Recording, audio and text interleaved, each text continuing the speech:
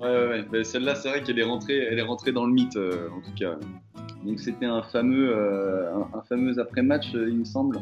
À Cholet. À Cholet. On commence bien, on commence sur des belles bases.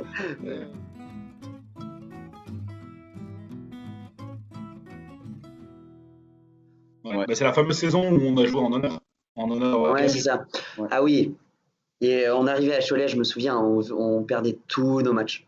C'était assez dur. Assez compliqué.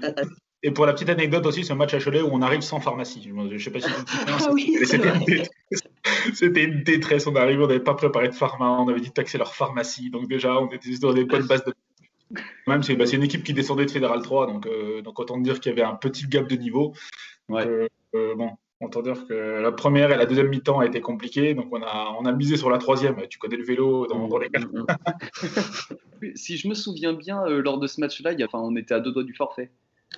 Je crois qu'il n'y avait qu'un seul remplaçant 3/4 et 2 remplaçants avant, je crois. Il y a Kevin Paris qui avait dû jouer encore avec une blessure de mémoire. Avec son AVC de la veille. C'est pas possible. Un petit peu là où... Moi, j'ai le souvenir d'une douche froide avant le match. Ouais, j'étais pas chaud, j'étais sorti la veille. Donc, sur le match en lui-même, moi, j'ai le souvenir de 3/4 de Cholet qui nous mettaient des vitesses à tous et on pouvait même pas les attraper. Bon, les gars, à un moment, physiquement, ils sont plus forts que vous, ils sont plus rapides que vous, la balle va plus vite. Bon, merci, coach. Après, il n'y avait pas grand-chose d'autre à dire. Je viens de me rappeler d'une anecdote. Jérôme qui jouait ailier, Jérôme qui déborde, se fait rattraper par le numéro 4. Jérôme, numéro 14, se fait rattraper par un deuxième ligne. La scène irréelle. Pense à toi, Jérôme, cœur. Oh. Du coup, ça s'était soldé comment ce match?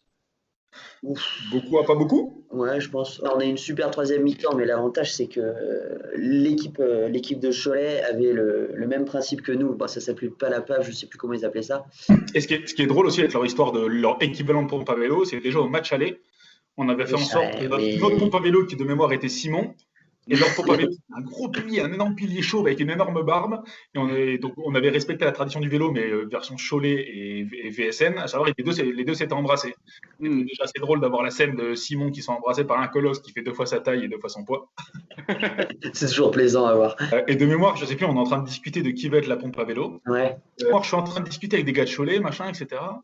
Et il y a un gars qui arrive et qui me dit votre numéro 22 ou 23, donc qui était Étienne, il est célibataire et tout, parce qu'il y a la meuf là qui l'aime bien et tout, qui le trouve mignon. Et là, on se dit c'est pas possible. Je cours voir Loïc, je lui dis incroyable pour une pompe à vélo. On l'a annoncé en dernier parce que personne n'était au courant. Alors là, du coup, comme tu dis, l'applaudimètre, il n'y avait pas match du tout. Du coup, Nicolas qui avait à peine joué, je veux dire. Ouais, il avait joué 5 minutes, je crois, un truc comme ça. En étant arbitre de touche à moitié. Ah, sûrement. Oui, sûrement. Je pense que c'est comme ça qu'il a dû être. C'est comme ça qu'il a commencé au vélo, ouais. La dure réalité. C'est comme ça qu'il s'est repéré en passant un bon des tribunes et il s'est fait repérer comme ça. Et à la fin, les deux équipes poussent pour que les deux nouveaux amoureux, appelons-les comme ça, t'embrassent et du coup, scène incroyable, mais moi, on n'en revenait pas. Une anecdote assez marrante avec Hervé. Si, il y a eu des messages envoyés à Hervé. Que le numéro qu'on avait filé à la meuf, c'était celui d'Hervé. Et pas celui de Nico, oui. Je confonds toujours avec Étienne.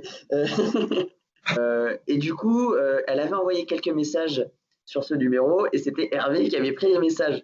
Et donc, il y avait eu quelques échanges téléphoniques assez rigolos. Mais ça fait un petit peu le téléphone arabe parce que moi, je sais qu'il y avait quelques joueurs qui avaient récupéré le numéro. Oui. Et qui en fait se le transmettaient en disant oui non c'est pas le numéro de Nico mais tiens je te le passe et en fait c'était le numéro d'un autre joueur et ça s'est passé comme ça. Effet boule de neige, hein. Tu sais comment les choses sur WhatsApp, hein. On commentera pas. Il y a un des mecs qui a dû proposer venez à Nantes et elles sont chauffées pour faire le trajet. Donc il y avait la meuf concernée et une autre. Une de ses copines et elles sont venues mais c'était le soir même je crois. On est dans le Mac en train de boire des pintes standard en troisième mi-temps et là on va dehors et qui on voit arriver donc les fameuses les deux filles concernées mais irréelles, elles ont fait la route de Cholet un dimanche soir pour voir un mec qu'elles venaient de rencontrer avec une équipe de rugby qu'elles connaissent pas. Et c'était drôle parce que même Nico, après l'avoir embrassé, était là, oh non, mais c'était juste pour déconner, je m'en fous, patati patata. Le soir, après 5 pintes, il était à nouveau intéressé, le garçon. C'est pas faux, ça. C'était drôle parce que, genre, du coup, après, elle s'était abonnée à la page du vélo. Ah oui, c'est vrai qu'elle a fait la totale. Elle est venue voir d'autres matchs et tout. C'était toute une institution. Ouais, voilà, c'est une bague un peu potache qui finalement se finit plutôt bien, ouais. Ouais. On a gagné des supporters là-dessus, quoi. À défaut d'avoir gagné le match. Ouais.